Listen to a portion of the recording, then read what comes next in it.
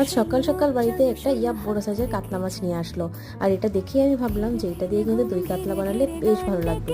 তো আমি মাছগুলোকে ভালো করে ধুয়ে ওর মধ্যে লেবু, লবণ, হলুদ দিয়ে ভালো করে ম্যারিনেট করে একে একে ভেজে নিয়েছি। তো ওই ভাজা তেলের মধ্যেই আমি দিয়ে দিয়েছি একটু কুচি করা পেঁয়াজ, এটাকে আমি বেরেস্তা বানিয়ে রেখে দিয়েছি, যেটা আমরা পরে ইউজ করব। তারপর আমি ওই মাছ ভাজার তেলটার মধ্যে দিয়ে দিয়েছি একটু আস্ত জিরে আর কিছু গোটা গরম মশলা।